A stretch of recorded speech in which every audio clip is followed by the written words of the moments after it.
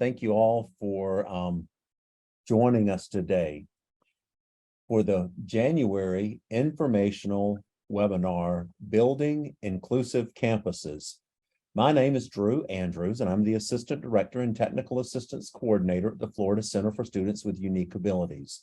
This webinar is being recorded.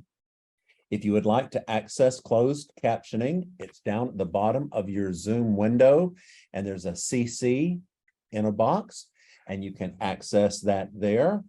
Our presenters today are Grace McCormick, and Grace is a resource facilitator for Inclusive Education Services and the Vice President for the IES support organization, Knights Exemplar. Through these roles, she supports students in academic success, career exploration, health, wellness, and campus involvement. She strives to build a campus that fosters inclusion on an educational and social level. Pursuing a degree in human communication and a minor in marketing, Grace works extensively in advocacy for inclusion across the state of Florida. Our next presenter is Kelly Davis. Kelly received her BS in biology and master's in art in communication science and disorders from the University of Central Florida. She is a clinical instructor at the university at UCF Communication Disorder Clinic, working with individuals across the lifespan. She founded Speak Up, a group focused on the development of self-advocacy skills for adults with intellectual disabilities. She is passionate about supporting others on their journey to improve their quality of life. Dr. Carrie Anderson is an occupational therapist who currently works as an internship experience manager at the UCF Inclusive Education Services Program. She helped develop Project Focus, an executive function coaching program for adults with unique abilities. Kiera's passion is to support all learners, to reduce barriers and promote optimal learning potential for maximal purpose, meaning, and independent living. Handouts for this webinar can be found in the chat window, and that is the little speech bubble that you see at the very bottom of your Zoom window. And if you're having difficulty hearing, the phone number where you can dial in and follow along with the slides online and listen via your phone will be placed in the chat window also. So at this time, we're going to begin our webinar. I'm excited to have such, and it's a pleasure to have these guest speakers speaking about building inclusive campuses. Thank you so much, Drew. We are very excited to speak with all of you and talk about the strides that we have made in our program in order to open doors on campus.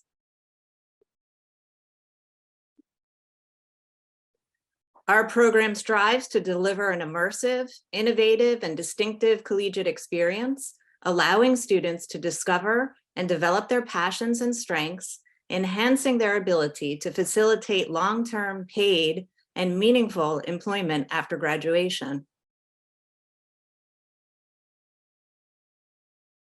Our learning outcomes are listed on this slide. What we're going to talk about today are 3 different components of our program: the resource facilitators, an associated volunteer organization called the Knights Exemplar, our self-advocacy group, and our executive function coaching program, and how all of these programs work together to open up doors for students on our campus. First, we're going to start with Grace. Hi, my name is Grace McCormick, and today I'm going to be talking about ways that I, as a student, and the peers I work with support the IES students.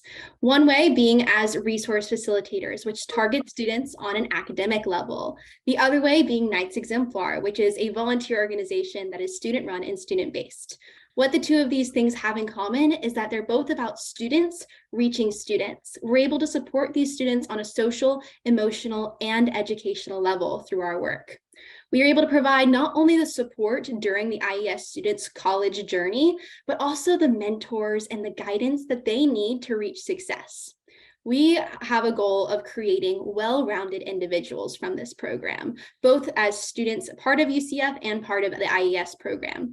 We want to make students who are prepared to take on the world after college and ready and equipped to pursue future employment aspirations. The first thing I'm going to be talking about is what it means to be a resource facilitator. Resource facilitators, also known as RFs, provide academic guidance to the IES students. We host weekly sessions with these students where they typically last about an hour to 2 hours, and they look like checking in with the students and addressing any concerns that have come up, monitoring the students' academic progress. We look through the students' school schedule and make sure that they're staying on track with their assignments and that there's no missing assignments in their grades. We keep them on track for academic progress, making sure that they're completing all the assignments they need to and they're studying for their exams. This is a plan that we develop collaboratively with them. We sit down in these sessions and we look at what they have upcoming and we figure out a way that they're going to be able to complete it on time and do their best at it. We support the students in completing their schoolwork. The key thing here is that we don't do the work for the students. Rather, we are a tool that exists to enhance their learning at UCF. So that might be something as simple as sitting down with the students and explaining the directions that maybe they don't understand, or making this big, overwhelming assignment that can seem maybe a little out of their reach sometime, seem more manageable by breaking it up with them and really working as a guiding hand with them to make sure that they are reaching their full potential. We guide students in communication with professors. You don't realize how important communicating with your professors are until you're a college student and you're put in those shoes of needing clarification on an assignment sometimes. And sometimes these students have the tendency to maybe want to message their professor almost as if they were texting a friend. So taking the steps with the students to ensure that they have an understanding of what professional communication is. And this is something that not only working with them on helps during their school career, but is something that's going to translate to after college as well when they're communicating with a future employer. It's just making sure that there's that level of professionalism there. And when they one day get to understand and take that reins to themselves of communicating with a professor without our help, it's a really amazing moment. We also help to discover their learning styles and techniques.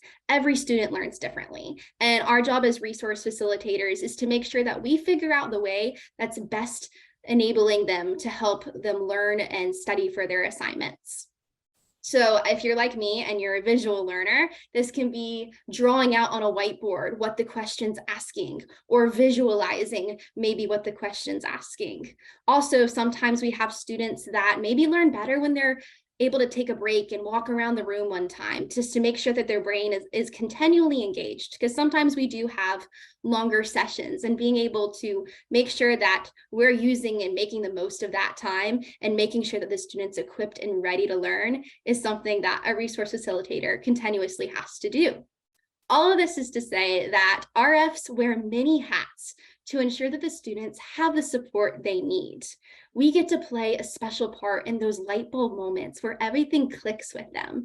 Maybe they've been working for hours on an assignment without us, and they're able to come into our sessions, and we're able to sit down and take them through bit by bit to where they finally get that light bulb moment, where it's this almost celebratory moment of everything making sense and them knowing that they can tackle this assignment and that they have what it takes to be successful. A typical session, again, if you're like me and you're a visual learner, I'm going to describe what this typical session looks like. It's me and the student walking into our room, pulling out their binder that has their modifications for their classes. These students are sometimes in IES specific classes, but also classes that are specific to their area of study. So a lot of our students study hospitality or education. So as a resource facilitator, I'm able to look through their modifications and help them figure out what assignments best need to be tackled and how we're going to do that on time and work together to make sure that it's done in a way that's not intimidating and not overwhelming, but something that is totally manageable for them and is going to make them better in the end. Resource facilitator job success. Success to a resource facilitator is different for every student because every student learns a little differently and has different goals. But overall, it looks like them taking initiative on their own. Maybe they come into a session with us and they have a plan of attack for their assignments, or they know exactly what they need to work on, and they're just there for us to maybe supervise it and help them if they have any questions come up.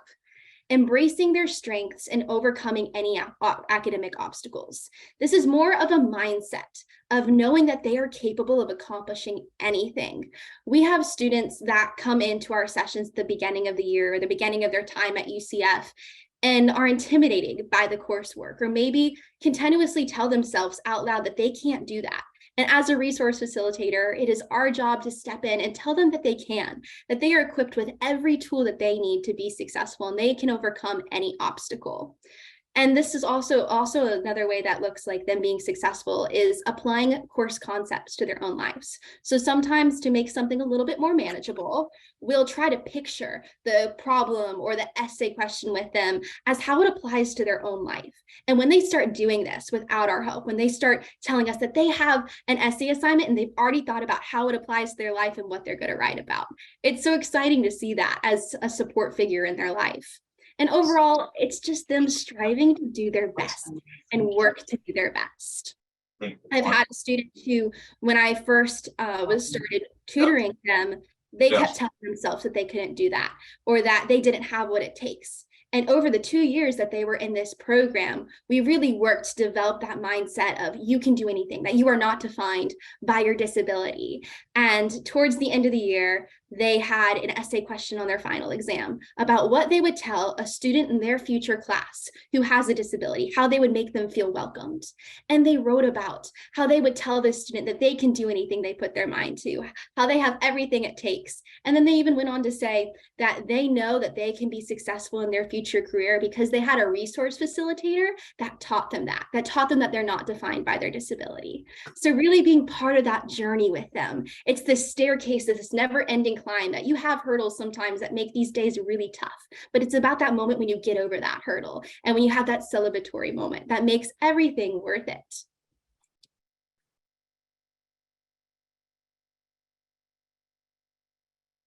So another way we are able to support these students is by working with Knight's Exemplar. Now, resource facilitators, as I mentioned, focus more on the academic aspect, but where Knight's Exemplar comes in is they focus on everything else, including academics. It is a campus-wide volunteering program that is a high-impact inclusive initiative. It is student-based and student-run. We have an executive board, we have directors, we have involvement ambassadors that are all UCF students interested in building a more inclusive campus. Our overall goal is to provide support to the IES program and the students that are in it.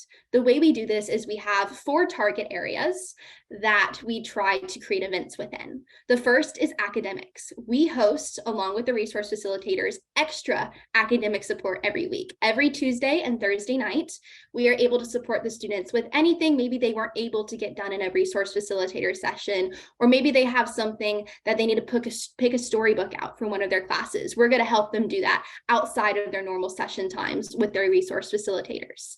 Another way we support them is health and wellness. We host a variety of health and wellness events, from ping pong to basketball to how to cook healthy meals inside your dorms, just different things that help them on that journey to live a healthy lifestyle.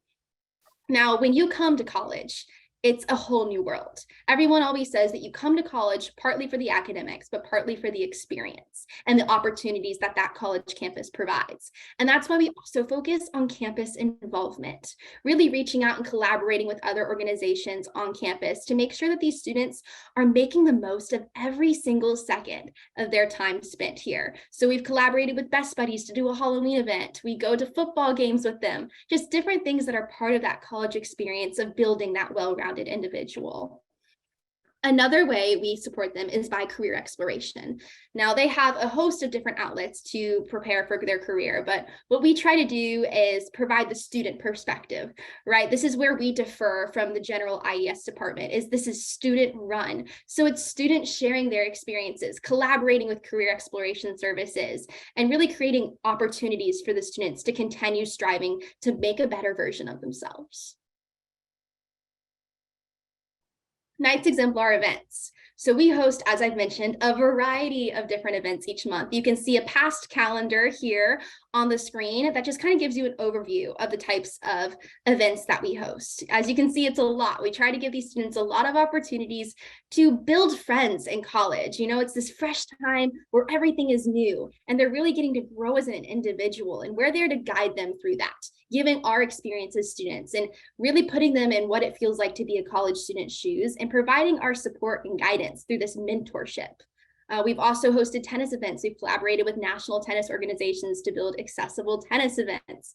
We also do events as simple as just meeting up at the library to do study sessions. So a lot of amazing things really happen through this department.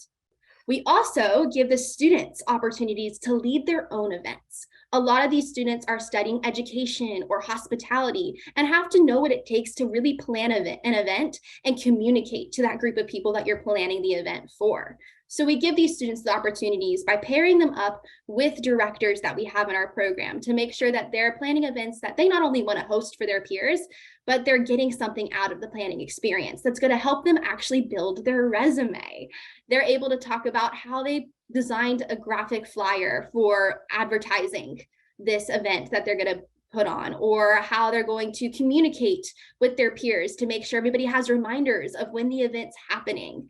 A lot of these skills that are going to translate into their future career in life. Now, I've talked a lot about these different 4 categories that we target, but nothing, as we came to realize this year, really targeted the emotional aspect. Now, one-on-one, we work with these students to make sure that if they're ever feeling overwhelmed, that they have a friend to talk to and somebody who's been there, who's been in their shoes and understands it. But we decided in order to really target that area, we were going to add a chit chat series. This chit chat series is also a game night to make it a fun game night, but also address some really important topics that college students face. So peer pressure, anxiety, how to balance friendships, balancing school, work, life, how to navigate through drama, different things like that that come up in a college student's journey that we know how to help them address. This is something that is run by our KE executive board, as well as our resource facilitators. So we do a lot of collaborations with our resource facilitators, but just making sure that we're able to support these students in their journey here, that we're able to help give our perspective as students to make sure they know how to navigate the different journey throughout college. Also upcoming, we're always looking for more ways to grow this program. We're going to create an alumni group communication platform. So highlighting alumni achievements and providing mentorship to these students by collaborating with past alumni and really providing this collaboration with our people who graduated the program, as well as KE members who are out there and able to have them come guest speak and do different things. So that's what we're currently working on. So Knights Exemplar's campus impact. KE influences not only the students and volunteers involved, but also the entire UCF community. When you have students and a student-led organization whose goal is to build a more inclusive campus, it can't help but translate into the students' lives and to the people who help to run it. I know that since being involved in Knights Exemplar and as a resource facilitator, I think differently about different things in my life. And I want to always continue to strive to do more inclusive activities and continue building this inclusive environment, not only during my time at UCF, but also after in my future career. And we have a lot of members who share this same philosophy. One of our founding members is currently working in the government advocating for inclusion. So different things like that, to where it's impacting not only the students that come to UCF for the IES program, but also the students who are involved with them, because every single one leaves an incredible footprint on our lives, and we are left for the better because of it. Leading by example has power, and when other students see KE, our hope is that they're inspired to be more inclusive and to continue building a more inclusive campus. We are the stepping stone for IES students to grow as independent and well-rounded adults, and this goes for both Knights Exemplar and the work as resource facilitators. Both of these jobs continually inspire a more inclusive campus and inspire our members to think differently about the way they see things. We are friends with these students. We are mentors to these students. We are guidance counselors. We are tutors. We take on so many different roles to make sure that these students are supported and successful during their time at UCF. And it has been an incredible honor to be part of this and continue to create UCF a more inclusive campus. Thank you so much, Grace. That was wonderful. So as Grace mentioned, the college experience is awesome. There is a lot that is involved with it. And more students with disabilities are entering colleges, campuses, which is wonderful. The college experience is not always easy. There's a drastic change from secondary to post-secondary, increased independent living that college students experience. There's less oversight. Teachers aren't reminding them of due dates. Teachers aren't contacting parents anymore to let them know that the children are in fear of failure. All of these things. Students are also developing new social circles for themselves and trying to organize their time. So again, they don't have the oversight of family members who are getting them to school on time, making sure they get to soccer practice or other after-school activities, or making sure that they attend tutor sessions if they need tutoring sessions. So all of this has a potential to cause stress, such as loneliness, sadness, and anxiety as students are adjusting to this college experience. And all of these things can negatively impact the optimal functioning of executive function skills. So executive function skills, these are all of our neurocognitive abilities that allow us to plan, organize, emotionally control, self-regulate in order to reach our goal areas. All of the skills listed here on this slide, they're separate, yet they all work together and kind of depend on each other. For example, if a student doesn't have wonderful emotional control, that is going to impact their planning, their sustained attention, and their time management. Likewise, if a student has deficits in organization skills, that's going to impact their working memory, their attention, and potentially their emotional control.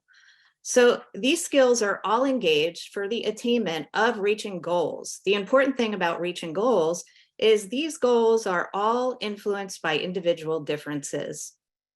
Development of these skills generally happens around the mid-20s, sometimes later. It all depends on the student, on the child. So all college students, disability or no disability, are at risk for deficits in executive skill function. So it depends on how a child grows up, how functioning their executive function skills are. So it depends on their environment and on their context. For example, I had one student of mine, when I asked where his assignment was, I didn't see it in our online system. He promptly picked up the phone and called his mother. So this in class. So this student was very dependent on his mother to keep track of all of his assignments. On the other end of that, I have a student who, as soon as he started college, was able to manage, organize his schedule, was showing up on time for every single activity, every class. He had it all down. So most likely he was having to use those skills a little bit more during his post-secondary experience than my student who was readily calling his mother in class. So deficits in executive function are associated with many disabilities, including intellectual disability, also attention deficit hyperactivity disorder, learning disability, autism spectrum disorder, neurological disorders such as epilepsy, tic disorders, and also mental health disorders such as depression and anxiety. In addition to disabilities, executive function deficits are also associated with transient psychological events that we all experience. So anybody who goes through something difficult in life may notice that their executive function skills are not working optimally. For example, if a long-term relationship ends, that's a difficult adjustment. Somebody is no longer in your life, and now you're adjusting to a new way of living. Oftentimes that'll impact somebody in their studies, if they're in school, in their work performance, if they're an employee of some sort. That's one. There are many others. Look at our society today and everything that's been happening, from climate changes that are causing disastrous storms, to things with politics, to awful shootings that are happening in different communities. All of these things impact people, and with that, our executive function skills are impacted. So any of these deficits that happen to a person, whether it be in their social context, their academic context, their family context, their employee context, any of those really impacts the whole person. So it impacts all areas of their life. For our college students, it really can limit their academic and social potential. So executive function coaching, this is a new thing that we've started in our inclusive education services program this year. It is a collaborative client-centered relationship. It's designed to be individual. So coaches meet with students in individual sessions, one-on-one on a weekly basis from the start of the semester to the end of the semester. The reason it's individualized is because every student has their own set of items challenges that they need to work on, or life circumstances that may be impeding their progress. So coaches will meet with students one-on-one, and goals within the coaching session are designed by the student. So executive function coaching is very student-centered. What does the student want to work on? For one student, it might be they can't attend 8 a.m. class on time because they continually stay up till 3 a.m. playing video games. For another student, they may feel very overwhelmed with the amount of homework that they have to do for 3 different classes, and they may need help finding another compensatory technique, such as a phone app or simply the calendar in the phone, that helps them organize the specific time that they're setting aside to do those assignments. So what are we doing in these coaching sessions? We are designed to elicit self-awareness and self-directed learning. So we are encouraging that personal responsibility. If a coach is working for the student, what works for you? The coach is not telling the student what to do, but the coach is helping them through a process of self-discovery so they can figure out what works for them. The beauty of this is these skills go with a person for life. So yes, it's helping them to succeed in the college environment, but understanding their own cognitive processing is going to help them when they adjust to every new thing in life, whether it's transitioning back to whatever the living situation may be after college, a brand new job, a new relationship, all the changes that happen to every person in life. Coaching is helping a person understand how they deal with it and what works for them and what doesn't. So really, it is holistic. We're focusing on the contextual, academic, and occupational needs of students during the coaching process. Another interesting thing about coaching is it's providing what student accessibility services do not provide for students. So students must self-identify in order to receive accessibility services within their university. Accessibility services are wonderful. Oftentimes, they include things like extended time for exams, or perhaps a quiet testing place. All of these things are great for students. What executive function coaching is doing is not that. It's looking at the whole person and saying, what can you do with your executive function skills so you can function optimally? Again, it addresses the whole person. So how is executive function coaching adding to our overall theme in this presentation, which is opening doors? Again, I spoke about the individualized sessions. What I didn't mention is we also offer a flexible format. So college students generally have very busy schedules once they get going. Again, they're navigating, getting to all their courses on time. Some of them will have work experiences, part-time jobs, or things like that. They're going to have social activities. Ideally, every freshman coming in is going to be involved. But that's where Knight's Exemplar, right, Grace, and other programs like that are wonderful for our students because they're starting to get involved in that social aspect. Maybe it's intramural sports. So they have a lot of things to organize in their schedule. So our coaching doesn't stop. Our coaching doesn't say, oh, you have a soccer game this week, let's not do coaching. Our coaching is flexible and students can choose the time and the format that they're meeting with their coach. Oftentimes in person is what students choose to do.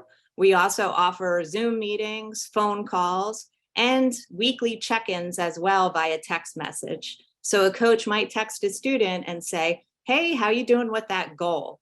That adds a measure of accountability to the student for the goals that they're working on in their coaching sessions. So overall, coaching is challenging those negative beliefs. Oftentimes when a student is struggling with something, it has to do with a past failure. Maybe they bombed algebra when they were in secondary school. Maybe they had a really difficult time in a class, and that past failure is almost there, ingrained in their brain, and setting them up to say, I can't do this, I'm no good at math. So coaching is helping them to challenge those negative beliefs. And again, learn about their own cognitive processing, how their brain functions, right? That anything can be done if you want to put the work into it and do it. Coaching is guiding through students in development of those compensatory techniques. All of us are different. If I look at myself, for example, what has really worked for me to ensure that I don't miss meetings, that I'm getting everything done on any given day that I have to do for my job, is putting everything into my phone calendar and learning how to connect that phone calendar to the computer calendars. I know that sounds funny, but I had to have somebody teach me how to do that. So I could add my personal life, my work life, and everything into my phone calendar and check off those to-do lists. For somebody else, it might be an app. There are so many apps out these days, and they change all the time. A lot of them are free that can help people compensate for their areas of deficiency. So this really is a journey of self-discovery, maximizing success in the college environment.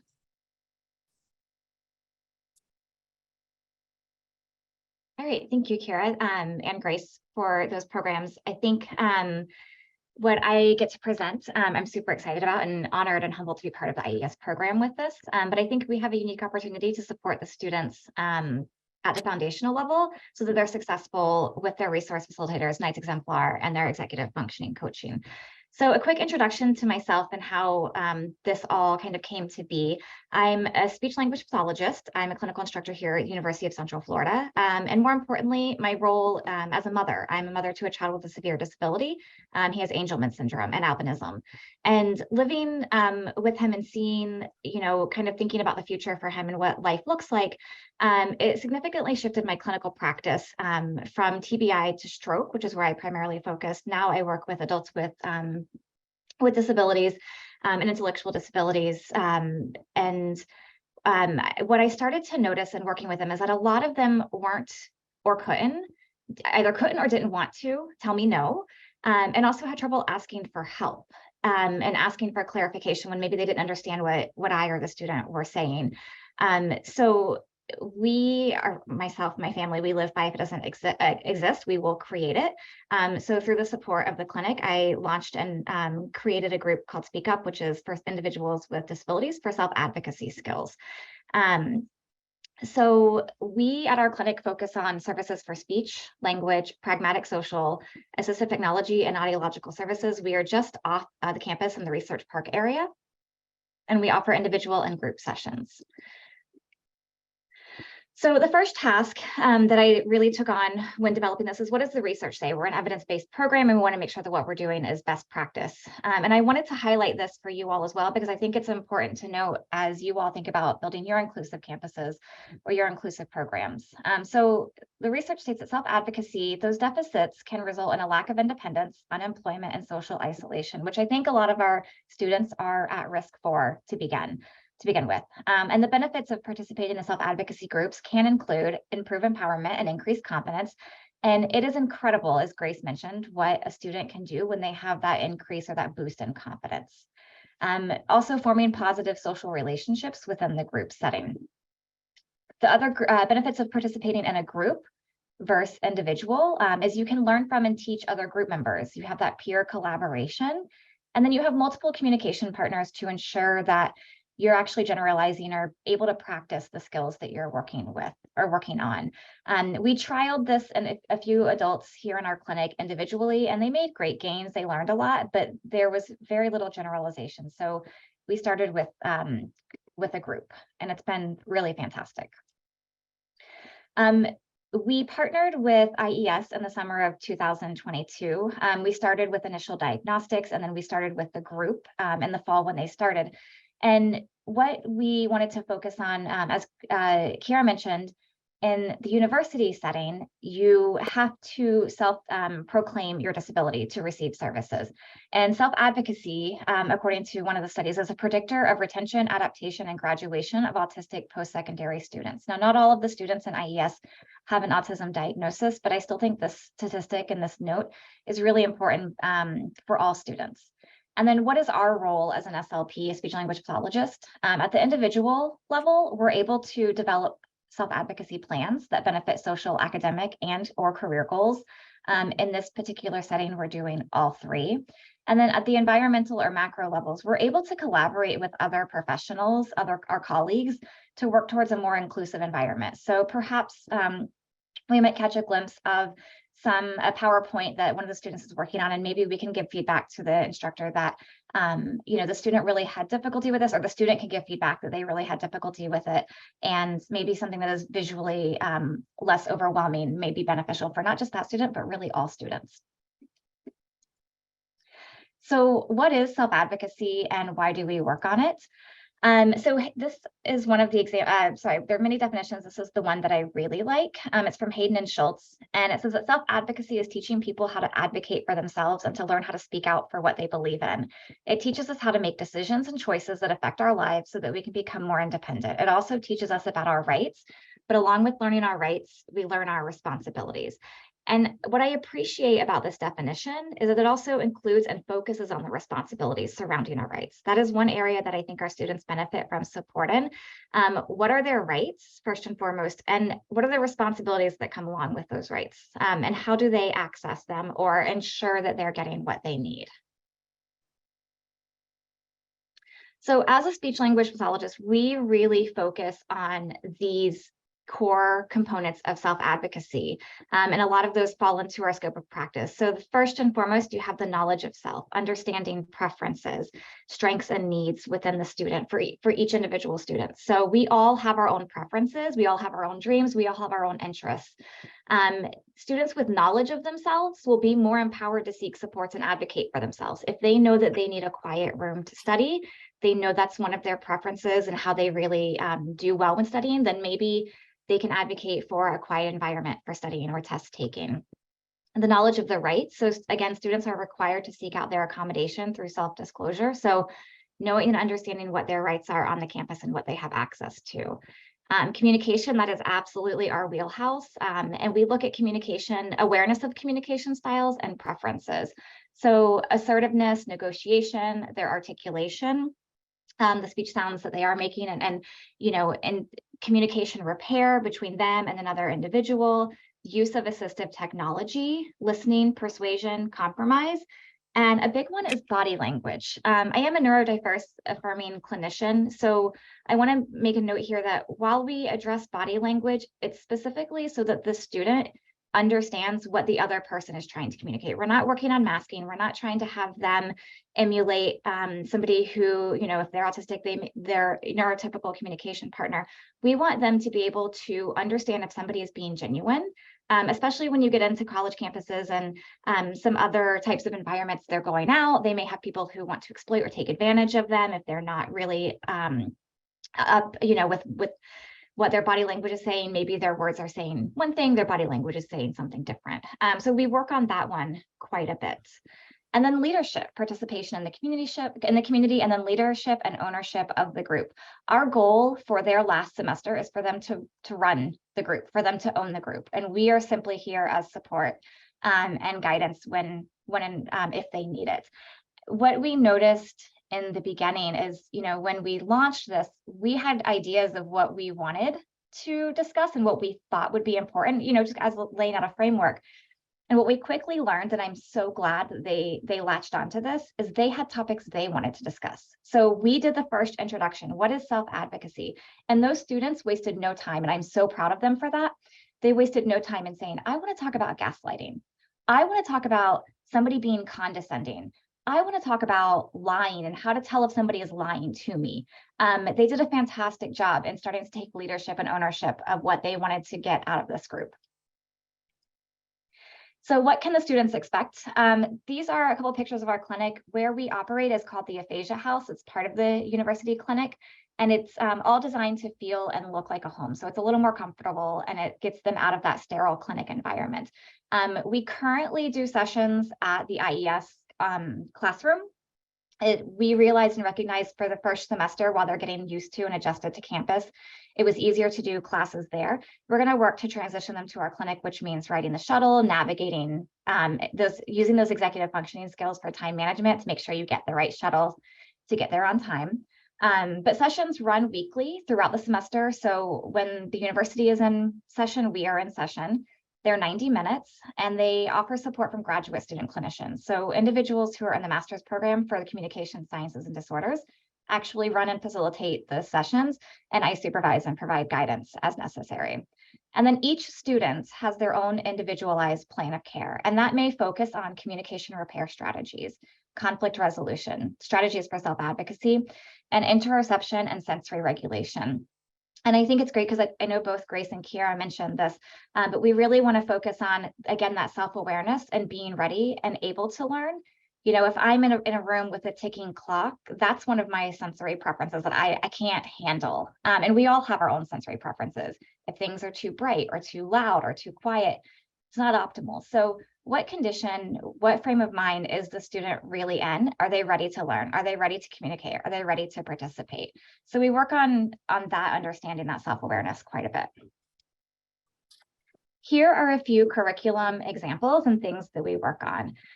So these are taken from the PowerPoints that the graduate students developed. The first session we did, what is self-advocacy? So we went through, it's speaking up for yourself, it's staying informed, it's finding people who will support you, it's solving problems, it's reaching out for help when you need it. And then ultimately it's taking control of your own life and self-determination. You know, I think all of us want independence for these individuals, and that's going to require them knowing how to get it, knowing how to get there. We also discussed peer pressure. Coming to a college campus, they are surrounded by peer pressure. And that might look like, hey, you should skip class and come play basketball with me. Or, hey, why don't we go to lunch? And the student may know that they don't have that extra money to do it. So how do we support them when they're experiencing that peer pressure? We're able to provide scripts or help them come up with their own scripts of how to say no. And that might look like, hey, do you want to play basketball instead of going to class? It might be, no, not today, or no, I really need to do this. This is part of my goals.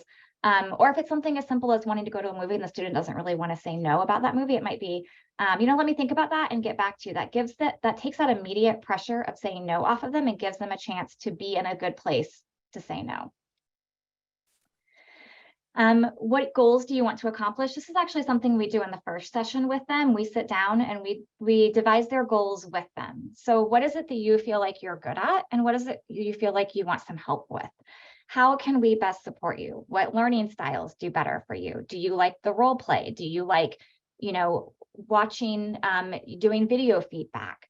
You know, how can we best support you? And sometimes that takes a little bit of trial and error to really get to know the student and help guide them in those supports. You know, when I was in college, I didn't know what supports I needed until I lived through it, and it was trial and error.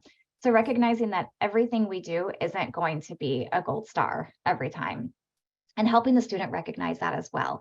You know, there's a graph, it's a meme I found that we show them, and we kind of remind them your best looks different every day. So going back to that self-awareness, I think for all of us, it's a good reminder, you know, today my best is here, tomorrow my best might be here, but the next day I might have overdone it and now my best is down here. And I might need different supports on different days. So helping them understand that. We also did a session on setting boundaries. These students spend a lot of time together. They live with each other. They have classes together. They do activities outside of school together. And so setting boundaries was quite a challenge for them in the beginning. And we worked through putting scripts together for maybe setting a boundary with your roommate of, I don't want to watch a movie right now, I need to study, or I don't like it when you use my food from the kitchen. We're also able to help them recall and access their resources. So they have somebody, they have a room mentor, and I think I apologize, I can't recall their exact title, but they have somebody who lives with them in the dorms and provides support as well. So helping them recognize that you have this resource available, you don't have to do this on your own. Here are the tools for you that you can use.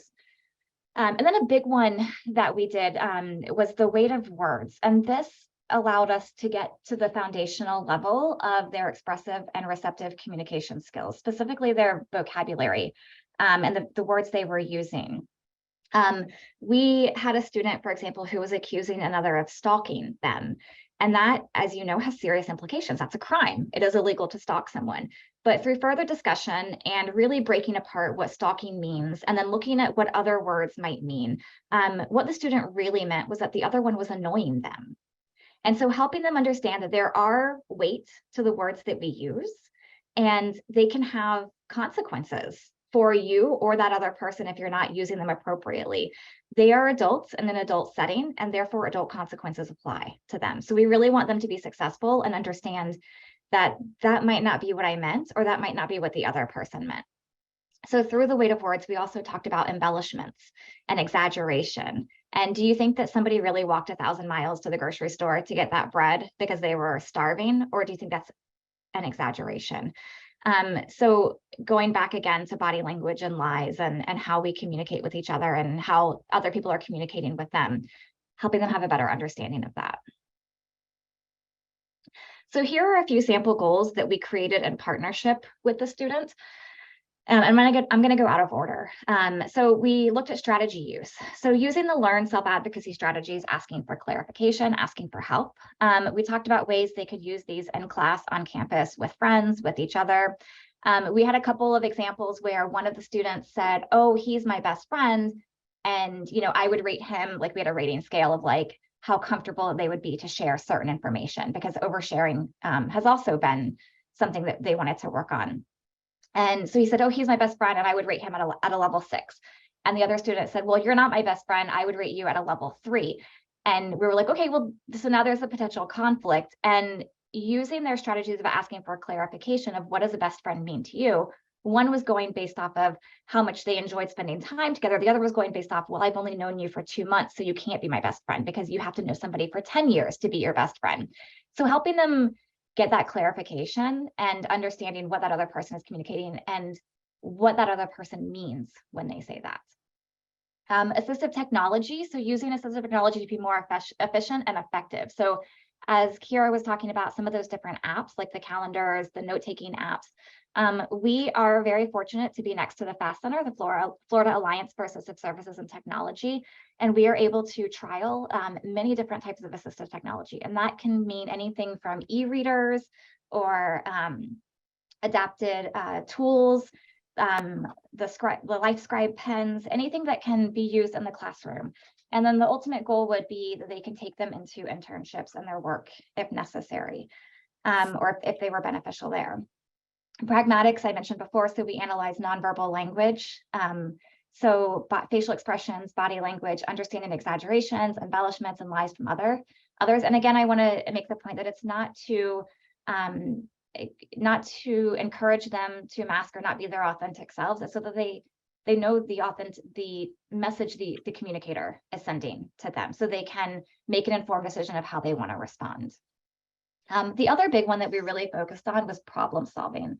And that includes a few different components: identifying the problem, identifying a solution, and then really inferencing or thinking about what the outcome of that solution might be. And this is for daily problems and social situations. And I'll give you a good example of one that happened throughout the semester.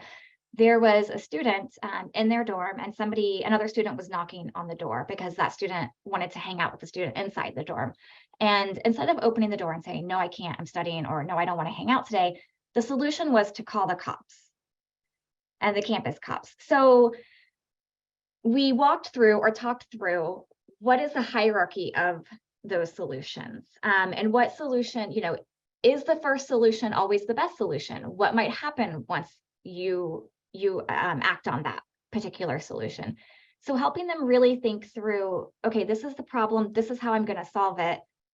Is that the best way to solve it? Going back to Kira's example of the student calling his mom in class, that was a solution. So kudos to identifying the solution or identifying the problem and creating a solution. But what is the outcome of that? And is that the best one? So again, daily problems and social solutions is where we really wanted to try to support them with that. And then lastly, if you're thinking about creating something similar, which I hope you do, I think self-advocacy is important for everybody. Here's a few lessons that we learned. So scheduling challenges, we initially scheduled this group on a Tuesday afternoon, and they had already had a full day of classes. It was too much. It was too much for everybody. So really keep in mind for optimal participation and optimal learning, what they have going on before. You know, I don't know how many of you are familiar with the spoon theory, but how many spoons do they have left by the end of the day to do something that is actually quite heavy? We did our best to make it fun and engaging and interactive activities, but the content was still fairly heavy.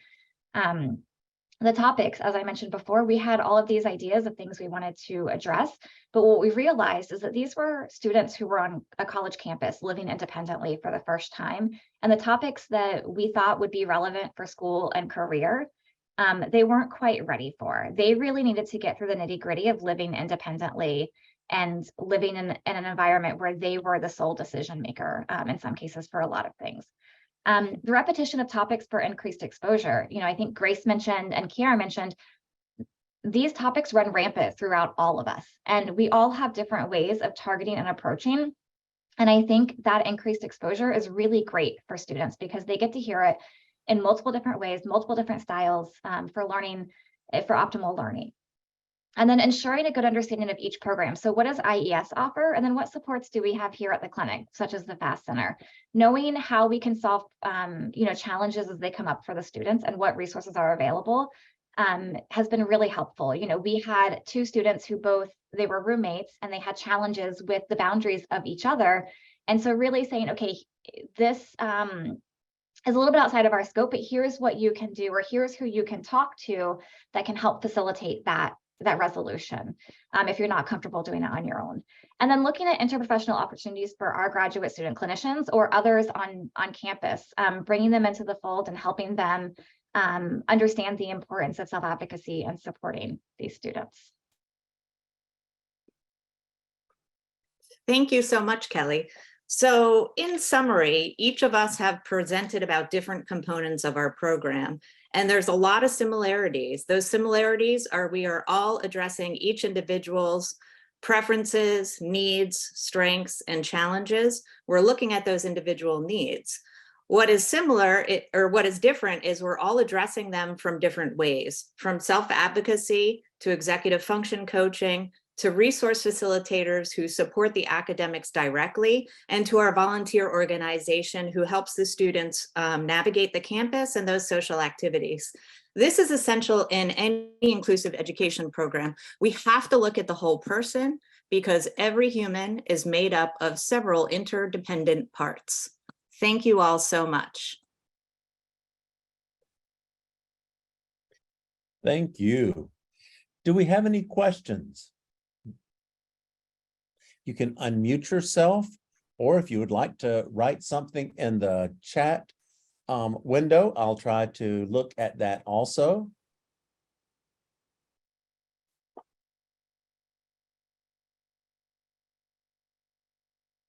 I'm just thinking that you all have covered, I mean, you cover so many needs that we've all had discussions about with students in secondary, and especially when they move to post-secondary.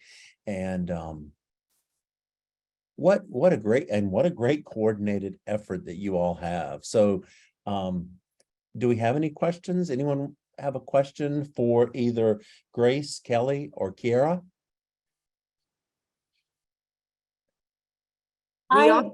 Sorry, go ahead, Iris. I have a question for Grace. How do you recruit the students to become resource facilitators or in the Knights Exemplar? Yeah, a lot of great benefits about both Knights Exemplar and Resource Facilitators is that we collaborate with the two organizations so much. We have a really incredible team of executive board members with our Knights Exemplar organization that go out and advocate on campus and advertise this organization. We at UCF have this huge, almost club/organization fair at the beginning of each year, where KE goes and we advocate for this organization. We've recruited resource facilitators this way because they've started their involvement with Knights Exemplar and realized that they love this organization so much that they want to help on a more in-depth level. And then they go on to become resource facilitators. We also have incredible members who still advocate for this organization. Our founding member currently works in the Orlando government trying to advocate for inclusion, and he's still a huge part of continuing to contribute to advocating for these members and getting these members involved. And it's an amazing program that we hope to that other campuses take up and continue to develop, because we've seen the tremendous benefits from it. I said, thank you. That's great. I want to remind everyone that we have an evaluation that we would like you to complete, and that is in the chat window. And I want to also let you know that you'll be receiving an email in the next couple of days that will have a link to the recording to this webinar, as well as a link to the evaluation.